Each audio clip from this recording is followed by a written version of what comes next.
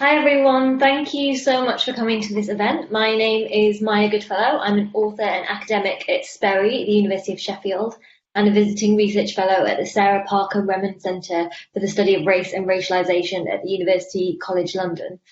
Tonight I'm going to be talking to Noam Chomsky and Robert Pollin about their book, Climate Crisis and the Green New Deal. And this is how the next hour is going to work.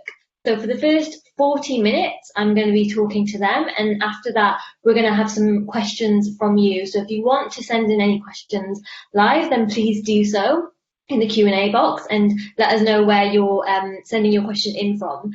And some of you have sent your questions in advance, and so many thanks for those. I'm going to try and incorporate some of those questions that have already been sent in into the first part of our discussion. But if you want to send in another question whilst we're in the first 40 minutes, then please do. So before we get started, I am going to introduce both of our guests, who I'm sure you are all very familiar with, so I will try and keep the introductions short. So firstly, speaking with us tonight is Noam Chomsky. Noam is, of course, one of the world's leading scholars in the study of linguistics. He is currently the Laureate Professor of Linguistics at the University of Arizona and an Institute Professor Emeritus at MIT. But of course, as well as this, he is one of the most well-known and influential voices on the left and has been throughout his career. Critical of the Vietnam War and the 2003 invasion of Iraq, he is widely recognized for his anti-imperialist writing and activism. And he is the author of countless books who I'm sure, like myself, many of you have been influenced by. Among them are Manufacturing Consent, The Political Economy of Mass Media, and Who Rules the World. Robert Pollin also joins us and is a world-leading economist. He is currently Professor of Economics at the University of Massachusetts, Amherst, and the founding co-director of its Political Economy Research Institute. He has worked as a consultant for a wide array of organizations and political parties, among them the United Nations Industrial Development Organization, Spain's Podemos, where he was consulted on their clean energy program and macroeconomic policy, and he has acted as a consultant for Bernie Sanders on his Medicare for All proposal. He too is the author of many books, including Back to Full Employment and Greening the Global Economy. So thank you both so much for joining us tonight. I am really looking forward to this discussion. I read your book, Climate Crisis and the Global Green New Deal, which for any of you who don't have a copy, I would encourage you to get one. And I read it with a lot of interest, and it is quite evidently, as the title suggests, an argument for a form of a Green New Deal. And there's a lot of really rich discussion in this book, and part of it, I think, is about detailing really how a program is fundamental to the continuation of human life on the planet, but also how such a program is not only necessary, but how it's also doable. So I suppose just to get us started, and for anyone who hasn't yet had the chance to read the book, I wanted to ask both of you if you can maybe first describe how you see the Green New Deal as it's outlined in the book. And Noam, perhaps if we can come to you first, this phrase Green New Deal is used a lot. How exactly are you understanding this? Well, I think we're at a point of history where we either implement a Green New Deal globally very soon, or else we'll essentially be facing the end of human history. It's a unique moment in several 100,000 years of history of the human species. This generation has an awesome responsibility. It's the first time that a generation has had to answer the question, will organized human society survive in any recognizable form? And it's also the last time. If the answer is the one we think can be given, feasible, make a better world, overcome the crisis, if that's the answer, we can move on to a better world. If the answer is we didn't do anything on time, then it's finished. So it's a remarkable challenge and awesome responsibility, but an exciting moment. It's a unique moment in human history.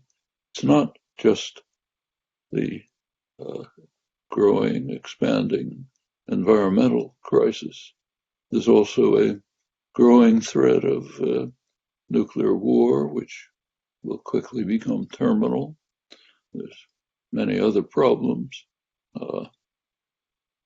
Pandemic is the immediate one, but of all the problems we face, actually the least, because we will ultimately get out of it at terrible cost and needless cost, as we can see from the countries that have in fact managed it decently, but it will, and the other two won't. Yeah, and I suppose, given the scale of this crisis that Noam has just outlined, Robert, in the book, you, I suppose, begin to propose what is a way to address this incredibly, this existential threat, I suppose. Could you maybe speak to us a bit about how you see this, what the Green New Deal looks like, and are there any examples of countries moving in the right direction that we can maybe look towards? So thinking about how this might be achieved. Well, I think the basics of the Green New Deal, as we describe it in the book, are actually very simple. There's a lot of details that aren't simple, but the basics are very simple. That is, roughly 70% of all greenhouse gas emissions that are causing the climate crisis are generated by burning fossil fuels to produce energy. So burning oil, coal, and natural gas to produce energy. So the first thing we have to do is stop burning fossil fuels to produce energy. It's that simple. If we want to continue to have a functioning economy globally and we want to lift people out of poverty, we have to have some substitute source of energy, and that is to invest in high efficiency and clean renewable energy, solar power, wind power, geothermal power. And so the research that I've done with co-authors basically estimates that if we think about investing in building a new energy infrastructure founded on renewable energy and high efficiency, it'll cost on the order of 2.5% of total economic activity, GDP, globally. A little bit less in places that are more advanced along these lines, like, say, Western Europe and the US. Maybe it's 2% of GDP, maybe it's 3% of GDP in India or sub-Saharan Africa, but that's the range. Now, that is a lot of money. We're talking about, say, now on a global scale, that's $2.5 trillion like next year, but it's still only 2.5%. That means 97.5% of economic activity can go to other things. Okay, the second thing that we need to do is invest in reforestation and expanding organic agriculture to supplant industrial agriculture, because the other 30% of emissions are caused by deforestation and industrial agriculture. Now, when we invest in those things, that's going to create a lot of jobs. Spending money on anything creates jobs. This will create a lot of jobs, and a lot more jobs than maintaining our existing fossil fuel infrastructure. So roughly speaking, I've done modeling for countries all over the world with co-authors, friends, and what we find, if we want to take a global model, we're looking at 150 million jobs globally. We're looking at, in the US, we're looking at 4 or 5 million jobs a year through this program. So it is a jobs program.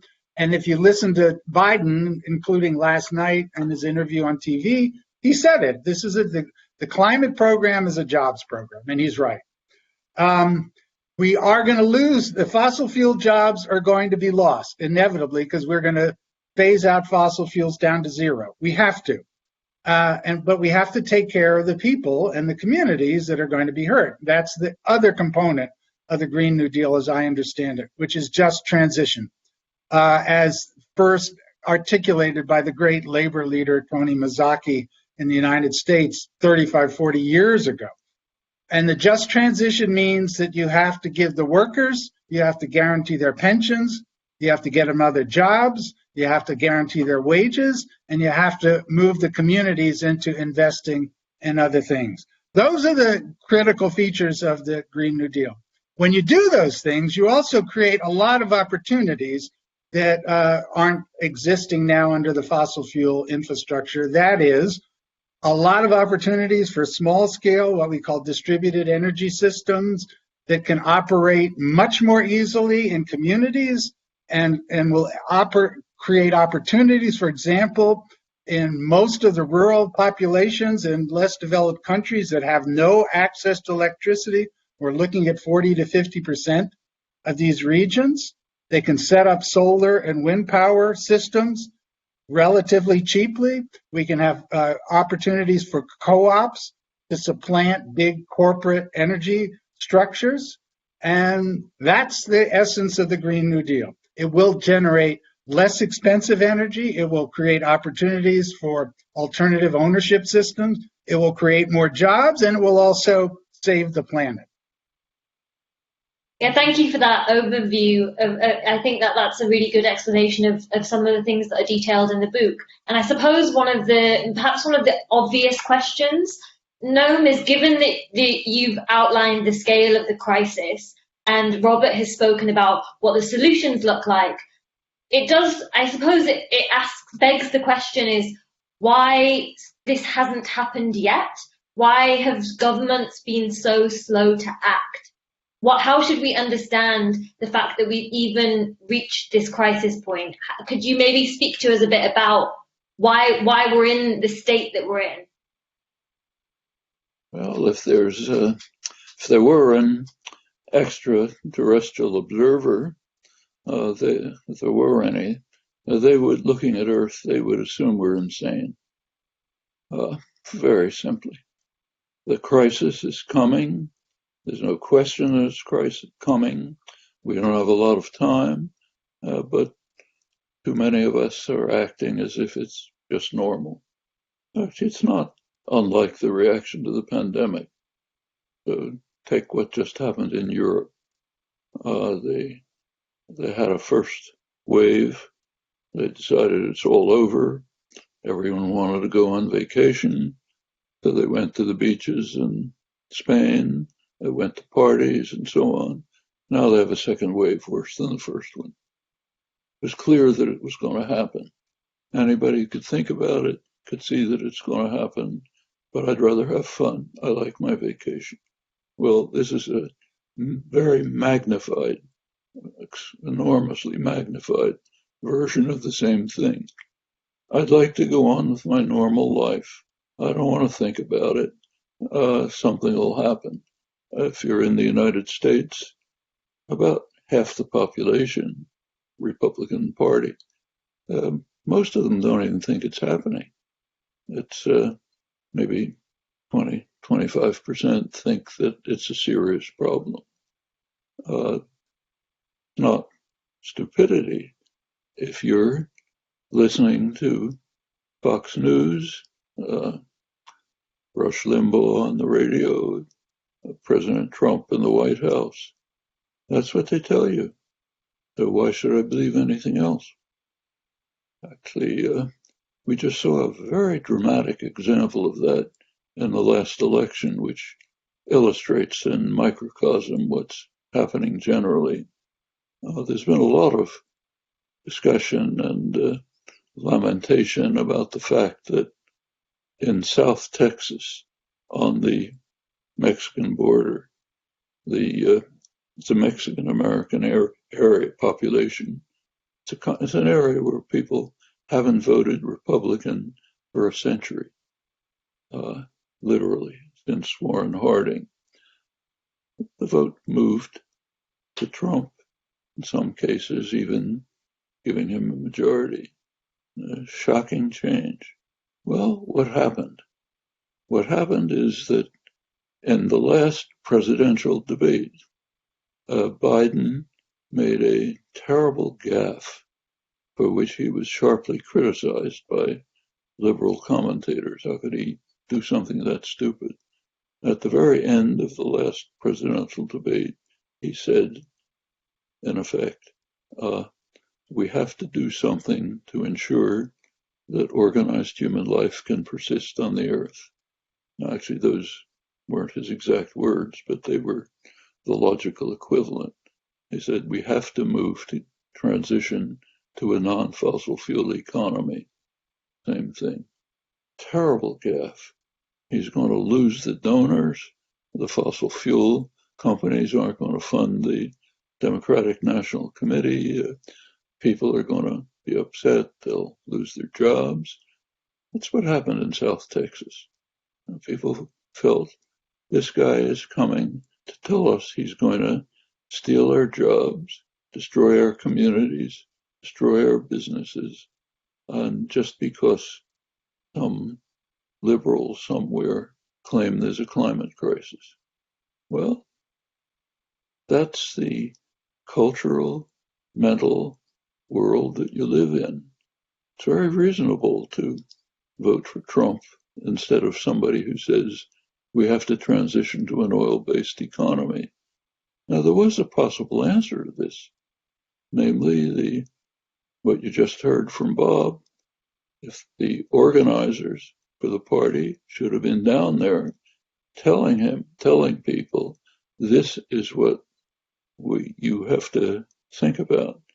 We are going to transition from fossil fuels, or it's over. Your children, your grandchildren won't have a world to live in. That's just a fact.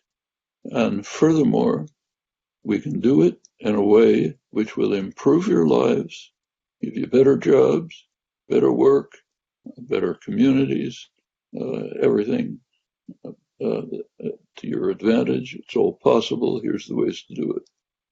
Exactly as Bob just outlined it. But that wasn't done. And it's not being done in many other places, just as in continental Europe, the most educated, enlightened area of the world. People did not get the point that if they go for a vacation in Spain, or if they go to the Swiss Alps over Christmas, yes, they're going to have another major spike. In some corner of their minds, they may know it, but in some other corner, they're saying, I want to have fun. Okay? That's to break through that is not easy, but it is critical. And every single person should be dedicating themselves to try to break through this barrier, or else we're just finished. Yeah, I mean, we can also, I suppose, a bit later on in the discussion, talk a bit about that political will and how we get our politicians to act in the way that we need them to act. But I suppose just staying with the question of inequality, Robert, that you spoke about. So this being really a twofold thing about addressing the climate crisis and thinking about economic inequality and how the two are linked.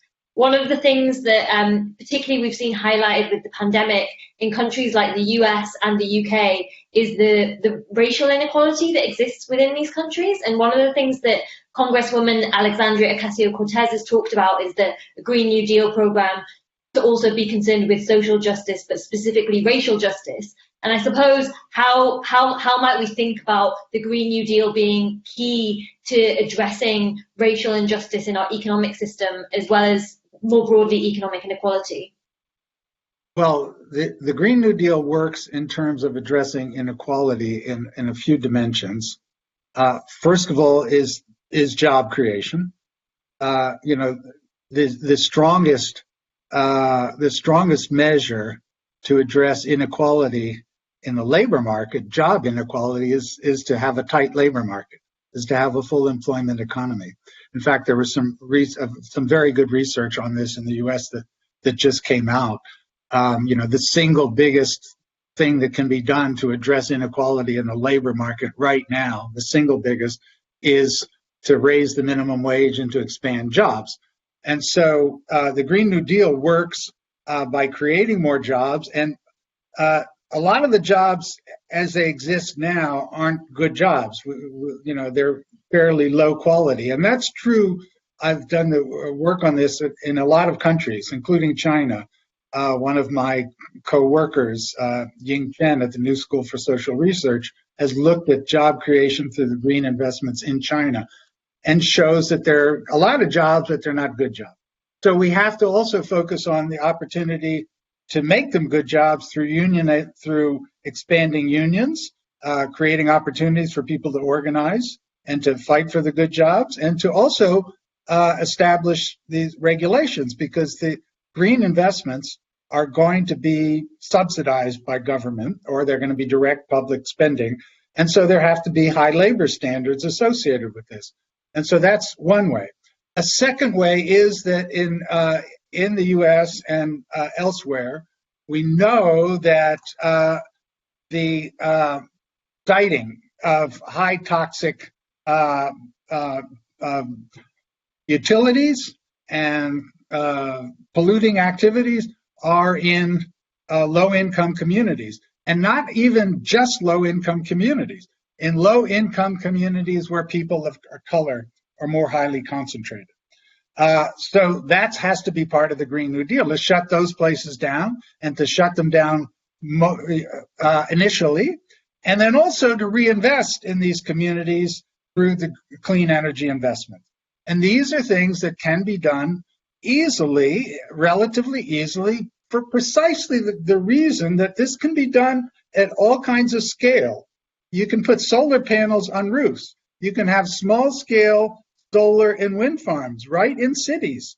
And that will create opportunities and jobs, and it will clean up the environment. So those are ways in which inequality can also be addressed right away, very quickly, through clean energy investment. Yeah, and I suppose that this is so, as well as thinking nationally, you've touched on and you speak extensively in the book about international, thinking about global inequality and thinking about the international understanding of a Green New Deal. And Noam, I suppose one of the questions is, particularly, given your work and your anti-imperialism and the work that you've done around imperialism, how might we conceive of a Green New Deal that doesn't reproduce what might be seen as imperialistic relations or racialized colonial type relations globally? So here in the UK, one Labour politician, John McDonnell, 2 years ago, I think, said that one way that the UK could avoid this kind of power relation between the global north and south would be, for instance, for the UK to share its green technologies for free with former colonies as a form of reparations, for instance. And I wonder what you think of this, and if there's any other ways we might think of avoiding reproducing power imbalances between certain countries in the world. Well, there are many ways. Take, say, South Asia, which is going to be uninhabitable if we continue on our present course. The temperatures some areas are reaching 50 degrees centigrade over the summer. People are not going to be able to survive that. Actually, they can. Where I live in Arizona, not far from that over the summer, but we have air conditioning. You can live indoors. You don't have to be outdoors in the hot sun all day. That's not true in poor areas of India. Actually what's happening is they have any funds at all, are purchasing cheap, high polluting air conditioners to try to survive, and causing enormous, making great contributions to making it even hotter. Well, we can overcome that. Tiny expenditure would be able to supply most of India with high quality, non-polluting air conditioning derived from solar energy. They have plenty of sun, they have plenty of wind, but all of that is quite feasible. But the main thing is what Bob mentioned before. There's huge areas of the world where they don't even have electricity. Okay, let's help them develop the means to create for themselves inexpensive, efficient energy systems based on resources that they have, like sun, like wind, like hydropower if they have it, geothermy, and so on.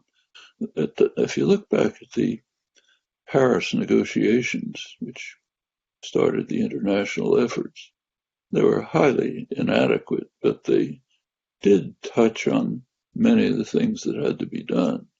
One of the things that was included was efforts to assist the global south, let the rich countries assist the global south in developing the means to sharply to reduce emissions and live a better life. Well, not much was done about that. The United States simply refused altogether. It wouldn't contribute under the Trump administration, then of course pulled out. But all of these things can be done at not a very high expenditure, much less than going on vacations you shouldn't go to, gone in Spain, you know.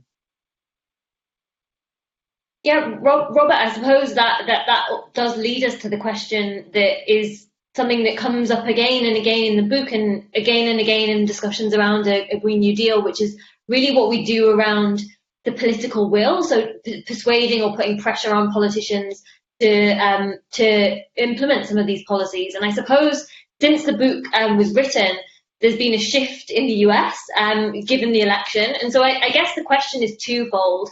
In countries where we still have an incredibly right-wing or far-right government, so places like Brazil, India, here in the UK, what do we do to try to pressure these incredibly right-wing and in some instances far-right governments to do something given the time frames we have?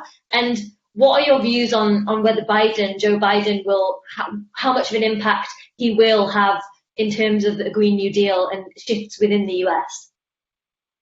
Well, I think that Biden, for all of his inadequacies, and we can spend another hour or at least on that, I think it's already had a positive impact. Just one specific example, which was quite dramatic. General Motors, the world's biggest auto producer, under Trump, had already said that they agreed with Trump that the auto fuel efficiency standards that had been implemented in California and then it applied to 22 other states. Trump said, I'm getting rid of it. We're suing California. They're no good. And General Motors said, yeah, you know what? We agree with Trump. They're no good. We don't want to build those cars. So we have the election on November 3rd. And as we know, Trump's fighting. But when it became clear that all these legal challenges that Trump was tossing out were all getting thrown out, on November 23rd, the CEO of General Motors said, by the way, we don't agree with Trump anymore. Now we agree with Biden, and we want to follow the California fuel efficiency. That one thing actually is massive. It's actually, probably one of the best things that happened under Obama was setting up these fuel efficiency standards when the government owned General Motors back under Obama for a while, and they're going to be important. And to transition into electric cars powered by renewable energy is a major advance. And so Biden has already made a contribution there. So, Biden's program is, has good features and bad features. In my view, some of the bad features, if I'll name the worst, is that he seems to be very committed to maintaining fossil fuels, as Noam said. He backed off immediately from saying we're going to transition out of fossil fuels. We're going to support fracking in Pennsylvania, for example. And how can you have a green program and support fracking? There's only one way, which is you also build out this thing called carbon capture technology. So you keep burning oil, coal, and natural gas, and then you have a technology that literally captures the carbon, liquefies it, moves it underground for all time. That is a bad technology. Among other things, it's unproven. But that's one of the bad things. On the good side for Biden is that the scale of spending that he's talking about in my opinion, is not, it's about in the range that I think is necessary, which is different than the Green Deal as being promulgated in Europe, I should say. So the Green Deal in Europe on paper sounds a lot better than anything Biden's ever said. And the rhetoric about the moonshot in Europe and all sounds great. But if you actually look at the documents that I have, they're talking about €1 trillion a year, which is about 0.7% of GDP for the region, which is, about 1/4 of what I'm saying, and other people, not just me. For example, Nicholas Stern at the LSE is in the range of what I've talked about. So for all the brouhaha in Europe, they're not close to what we're talking about is necessary as a financial commitment. So maybe one of the things that Biden can do, and it's not even Biden, it's the movement, has to push and realize that the fine print in the European Green Deal is not good enough. Beyond that, in Europe, in India, you mentioned India under Modi, this horrible right-wing neo-fascist regime. It's also true, as Noam just said, India, lots of the big cities are unlivable. Delhi has the worst pollution in the world. So even if you don't care at all about climate change, people do care about being able to breathe.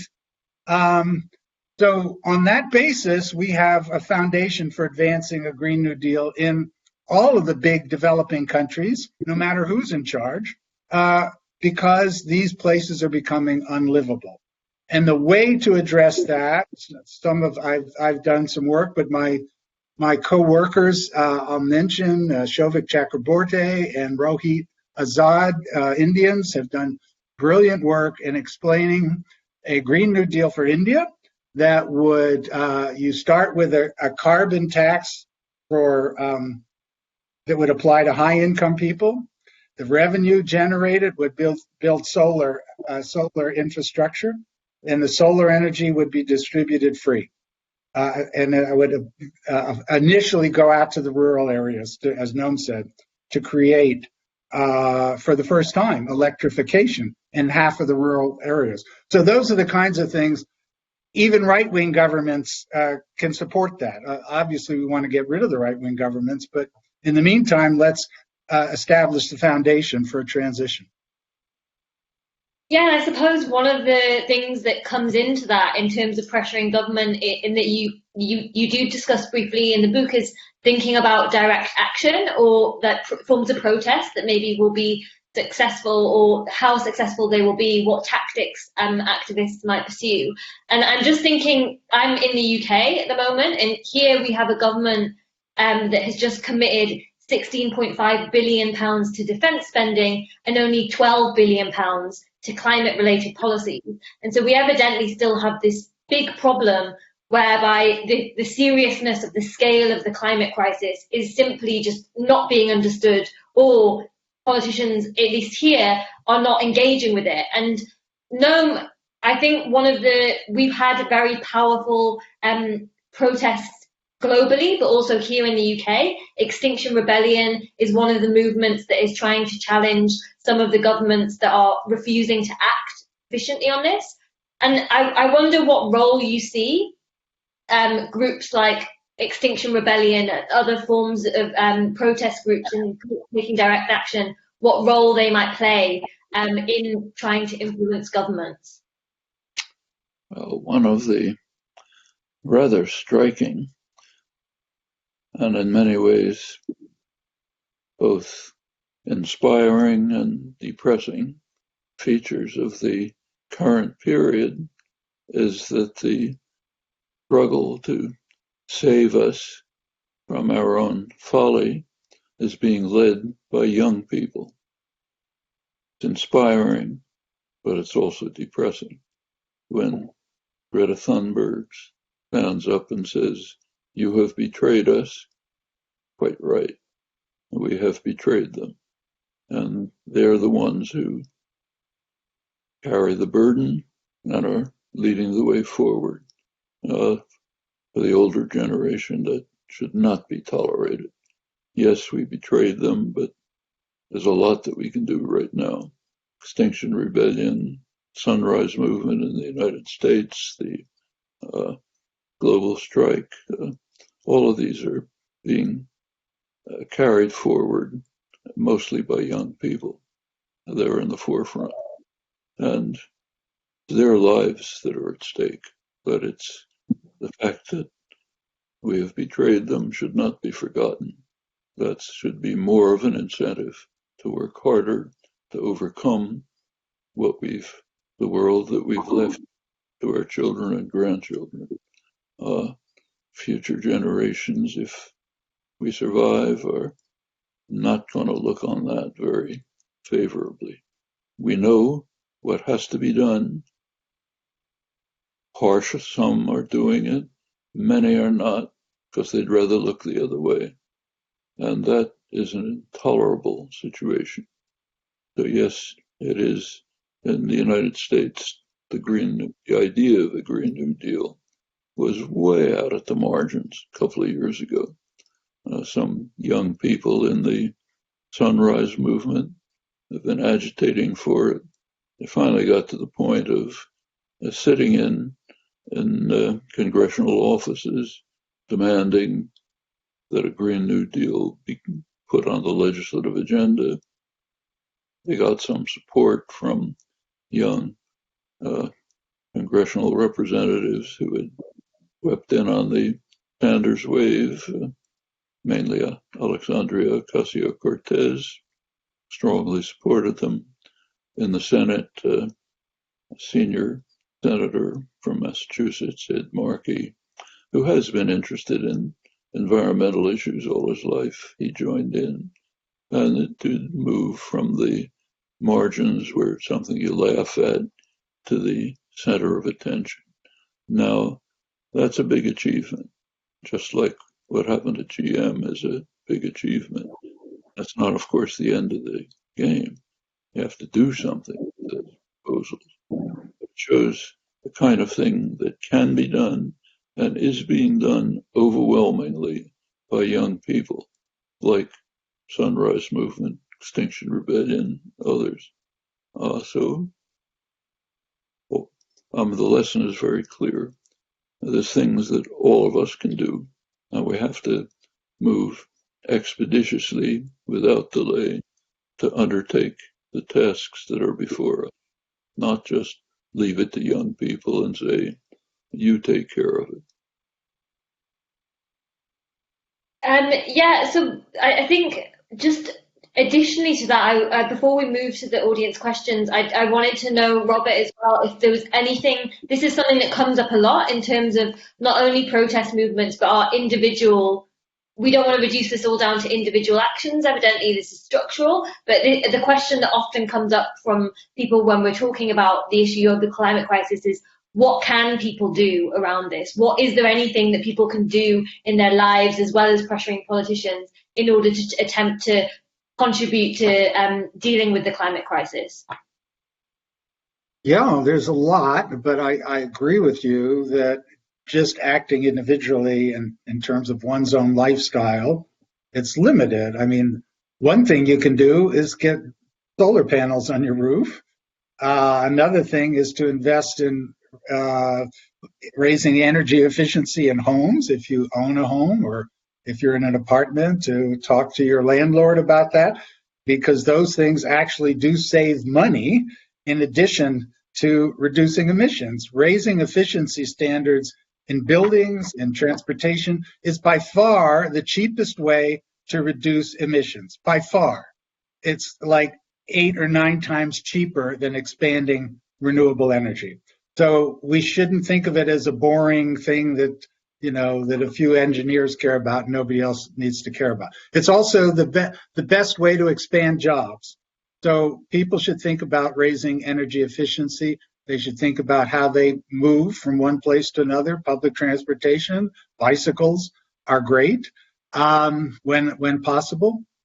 Beyond that, individuals are the ones that create political movements. As Noam said, the Sunrise Movement, the leader actually came from my university, UMass Amherst.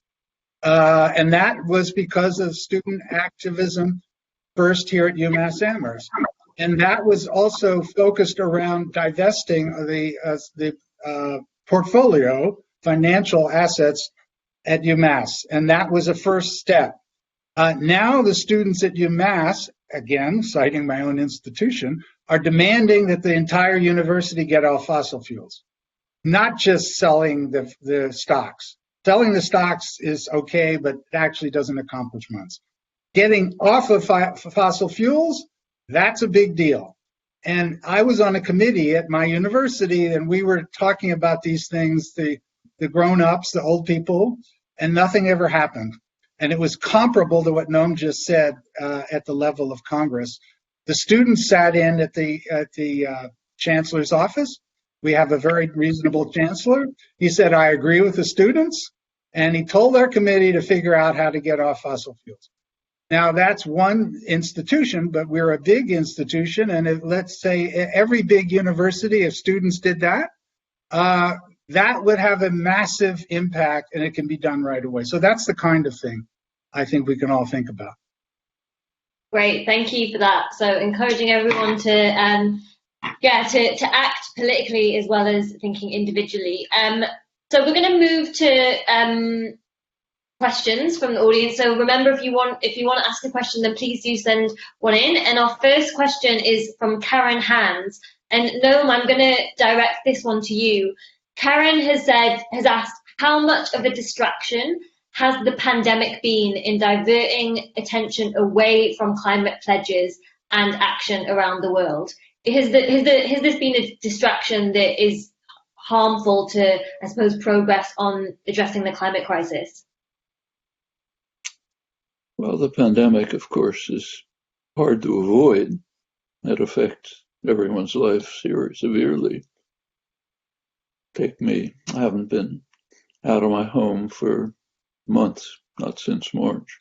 I can manage that way. Others can't. But it certainly affected everyone severely. And in a way, it's a miniature version of the environmental crisis. It is, the costs are enormous, but they can be avoided. We know how to avoid.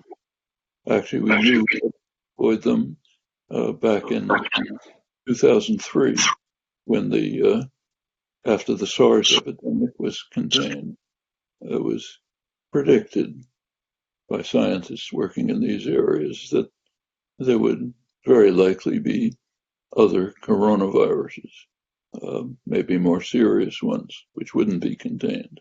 And they described the means that were necessary to prepare for them. It wasn't pursued. We are now in exactly the same situation. This pandemic will sooner or later be overcome. Other ones are going to come. We're hearing the same advice that we heard in 2003, many times since. And again, the means are available to prepare for future pandemics. We should bear in mind that so far we've been kind of lucky. There's been a series of significant, dangerous coronavirus epidemics. Every one so far has either been highly contagious and not very lethal, like this one, or highly lethal but not very contagious, like Ebola. There's nothing to guarantee that the next one won't be the worst of both worlds. Highly contagious and lethal. Can be prepared for, but not by business as usual. And we should bear in mind that it goes deep into the structure of the society and its institutions. So why was nothing done in 2003?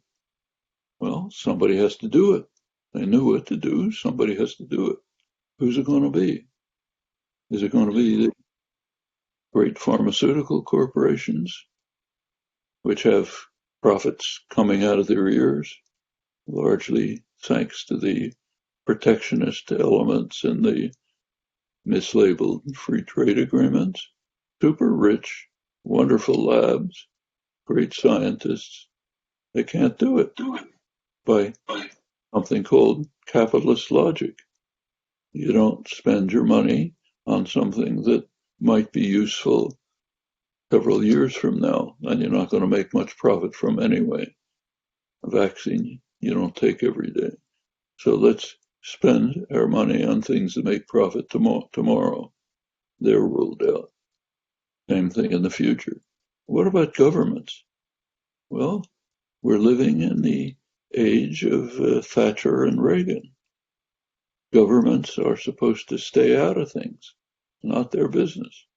Hand decisions over to private power. Reagan's inaugural address started, government is the problem, not the solution. That doesn't get rid of decisions, it just moves them somewhere else, to private, unaccountable power. So governments didn't do what they could have. Well, again, if the post-pandemic world is going to reconstruct what has happened for the last 40 years, which is very severe for the general population, not for the super rich, that's going to be reconstituted. We won't be in a position to deal with the next pandemic. A lot more to say about this, but as I say, that's a miniature of the climate crisis. Same things. There are powerful forces that want to maintain the destructive system that exists. They're very powerful. Even ridiculous things like massive subsidies to fossil fuel industries are almost untouchable. It's beyond obscenity to be giving huge sums of money to institutions which are dedicated to destroying our lives. Kind of like the vast overfunding of the military system. The danger to us, not just to others. I mean, take the United States. Every strategic analyst knows that to fund land-based ICBMs, which we insist on doing, is a danger to us. ICBMs are stay fixed. They don't move. It means they're targeted.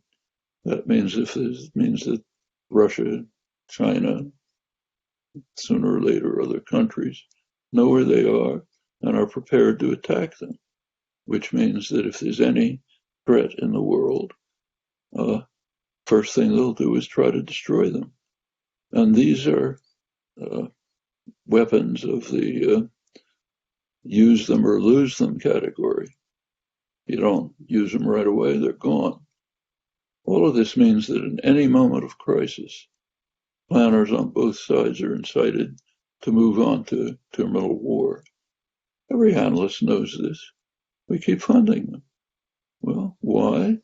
They're spread around the country carefully in rural areas where they're the base of the economy.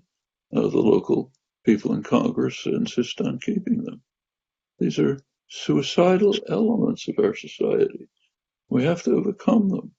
It's evident we see it in miniature in the climate crisis. We see it at an existential level, at the military and environmental level. It is within our power to overcome it, but people have to understand it and they have to be willing to make a move on it. Robert, did you want to add something to that in terms of the thinking about the climate crisis and the pandemic? Very briefly, the pandemic has created, as we all know, a massive economic crisis, and we also therefore need to think about recovery out of the pandemic, and that will not happen automatically. So to advance an economic recovery, the single most important thing we can invest in is public health. And the second, equally and over time, More important is investing in green recovery. So the investing in the building a clean energy infrastructure is also a very potent, viable way to stimulate the economy and get out of the crisis. Right, moving on to, and just to get as many questions as possible, Robert, just to come back to you, another question that's been asked. Barry Gills has asked, what are the most important demands that climate activists can make at COP26? So I guess thinking ahead in terms of the demands that can be made, what are the most important ones, in your opinion? Okay, so first of all, if we think about the Paris Agreement, and it was a breakthrough, it was positive in terms of getting 195 countries to sign on to it. But we have to recognize that the Paris Agreement is nowhere close to being adequate to moving us onto a climate stabilization. Under the Paris Agreement, if we follow probably the most comprehensive energy model in the world, which is that of the International Energy Agency in Paris, they estimate that under Paris, their model only goes to 2040, but so let's say to 2040. Under Paris, if all the countries agree to everything that they agreed to under Paris, emissions go up through 2040. Not that they don't go down by enough, they keep going up. This is under Paris. So the very first thing is, let's recognize that the Paris Agreement has benefits, at least getting people to talk seriously, but we have to accept the goals of the Intergovernmental Panel on Climate Change as a minimum, which are that we need to get to a 50% roughly emissions cut by 2030 and to be at zero by 2050. And no backsliding on that. That has to be the goal. And then we have to say, it's easy to get there. Analytically, it's easy to get there. Of course, it would be great to have new fancy technologies, but we already have the technologies that can get us there. Energy efficiency, we already have the technologies. Renewable energy, solar energy costs have come down by 80% since 2010. So let's use the technologies and say at the next COP meeting, build out our renewable energy system, and the technologies we have respond. And let's then also insist, and it should be in bold face in the next agreement, that just transition for workers and communities is central to the project. Because if we don't invest in helping people and communities to move out of fossil fuels, the political resistance will be formidable. And it is easy to do this. Another paper I wrote focused on the US just recently estimates that we're looking at in the entire United States, if we transition all fossil fuel workers out of their current occupations over the next 30 years, we're looking at maybe 30,000 people per year. Whereas if we're investing in clean energy at the same time, we're creating 4 million jobs per year. And those proportions are equivalent in other countries. But we have to take care of the 30,000 people. And we have to do it in a way that also addresses the communities. And a very good example of how to do it has been in Germany, in the Ruhr Valley, which had been the heavy coal producing region in Germany. And they're transitioning very effectively into renewable energy projects. That has to be central. So that has to be the other part of what gets resolved at the next agreement. And thinking about the things that need to be acted upon, we've spoken evidently and importantly a lot about the fossil fuel industry, but Christian asks, how should we act with regards to the meat and dairy industry, if at all? Noam, what do you think about thinking about the meat and dairy industry as being a site of great emissions? What, if anything, can be done about that? That's a major problem. There are many reasons. why we should bring to an end the shameful way in which industrial meat production goes on, for many simple ethical reasons, but also for climate reasons. It's a major contribution to emissions. So we should move not just in the to humane methods of treating animals, I mean free range instead of industrial factories, many other things. Also moving away from a meat-based diet. Many parts of the world, people are unable to do that. In richer parts of the world, yes, there are feasible ways to do that. Also, agricultural practices. I mean, we have an agricultural system that uses fertilizers, destroys the soil, doesn't preserve, doesn't carry out feasible, sustainable agricultural practices, destroys habitats, expands into one of the reasons why pandemics are more likely, simply habitat destruction. Part of the reason for this one. All of these things can be changed. We can move towards organic, sustainable agriculture, move towards more localism in production, which incidentally reduces transport costs enormously. There's a whole range of methods that can be used to improve, even improve the way soil or oceans, for that matter, can be can retain, can absorb carbon emissions. Well, that's all easily within the range of current technology. So all of these practices across the board have to be addressed. A little bit like putting a solar panel on your roof or making your house energy efficient. Every little bit contributes. There's a huge mosaic of options that can be pursued, but all with the fundamental understanding that we have to end the use of fossil fuels and of polluting chemicals, destroying soil, murdering animals inhumanely. All of this has to be addressed. It's within range, but it has to be done. There have been bigger challenges in human history. Fighting the Second World War was a much bigger challenge. It was overcome. This one can be.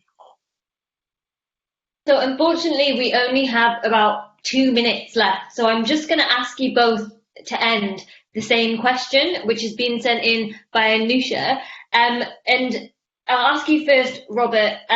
Can you share one thing that gives you hope for transforming the world in the way that you've described? Is there one thing that is sort of keeps you going when you feel at your lowest point when thinking about the state of things? Well, Noam has already mentioned the inspiring work by young people, starting with Greta Thunberg, so I won't repeat that, but I will say that I am inspired by the developments in the labor movement, that not just young people, but people, organizers in the labor movement. I'll cite one organization here in the US called Labor Network for Sustainability, which has moved consciousness within the labor movement dramatically just in the last few years, which had been highly resistant to a green transition, to broadly moving in favor of it. And I think that's a hugely positive development.